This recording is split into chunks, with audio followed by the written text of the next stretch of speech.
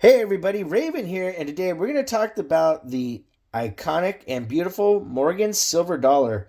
Yes, ladies and gentlemen, the king of coins known as the Morgan silver dollar. This was actually minted between 1878 to 1904 and then later minted again in 1921 and brought back for coin collectors later in 2021.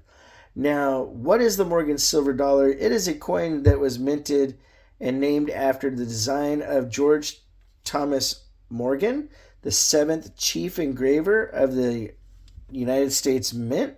The Morgan dollar is highly sought after by collectors and historians for their beauty and connection to the nation's prominence in the world.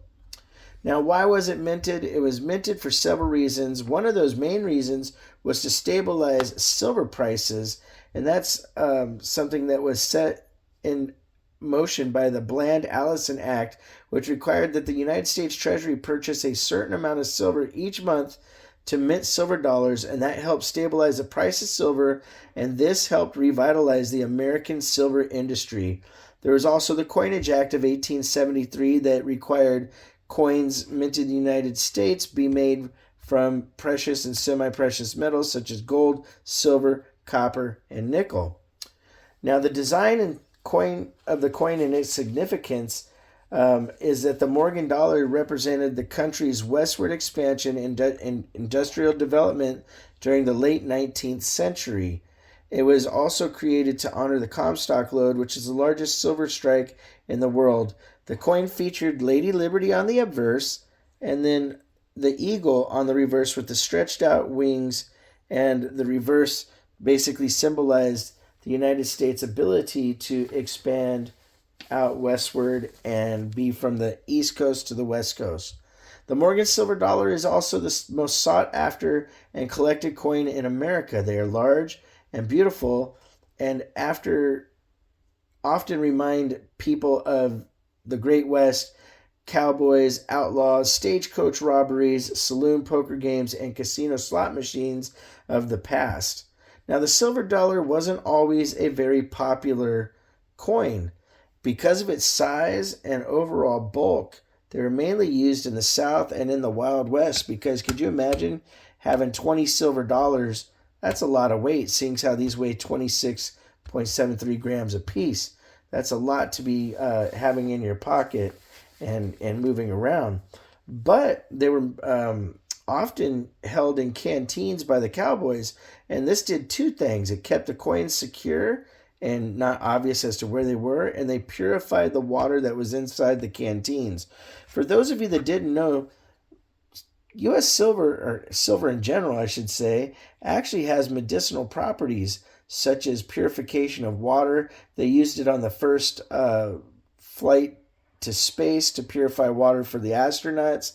There's that old saying that if you're born with a silver spoon in your mouth, well, that saying actually refers to health, not the wealth of people, because it was found that kids and children that ate using silver utensils had better health, which is pretty neat. It kind of helps solidify the proof that silver does have healing qualities. The history of these coins are tied in with and could have actually been used by Doc Holliday, Wyatt Earp, Wild Bill in the saloons and the poker tables throughout Tombstone. They were also used in the Wild West show of Buffalo Bills and shot at by Annie Oakley. So if you ever find a Morgan that has a 45 bullet pushed through it, that could have been used in the Wild West show, which is pretty darn cool.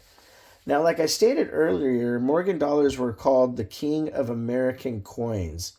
They helped the United States grow and expand to the western frontier, and they help America's industrialization. During the late 19th century, Morgan dollars were a hot topic of debate during the Panic of 1893. Now, for those of you that don't know what the Panic of 1893 is, that was basically a depression, or a large, what they would have called a Great Depression at that time.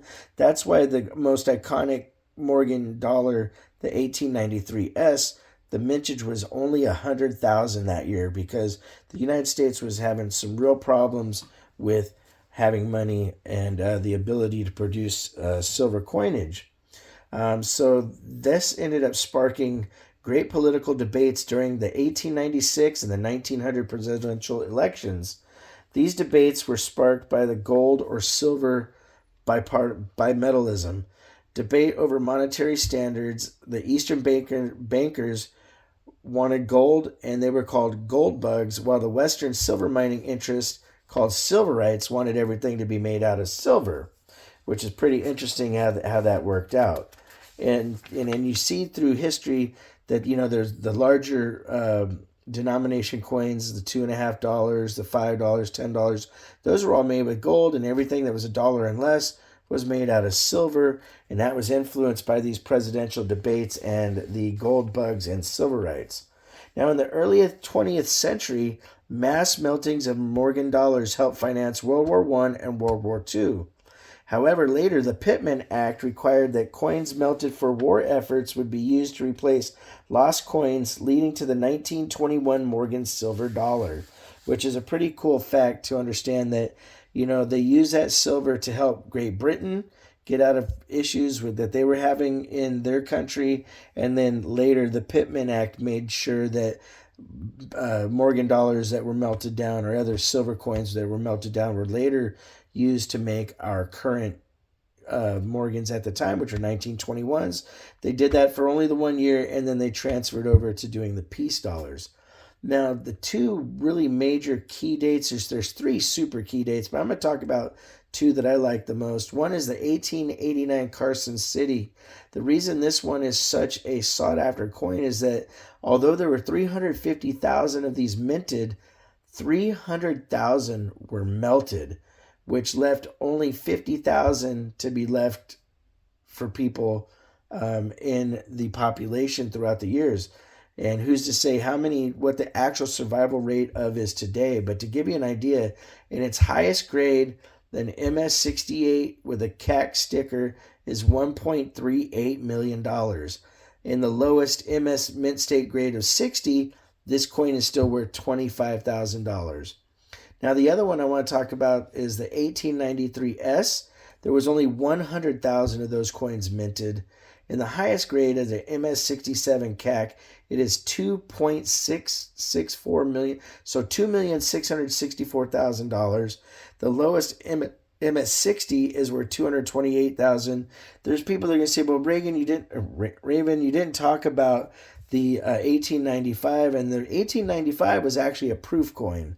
So it's kind of a weird thing that was put in there, but it was put into the collection books by Whitman a long time ago.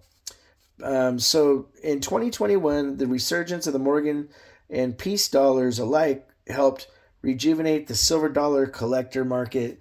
It got a lot of people that had kind of lost interest in coin collecting back into it and created new collectors in finding beauty in this unbelievably iconic coin yet again.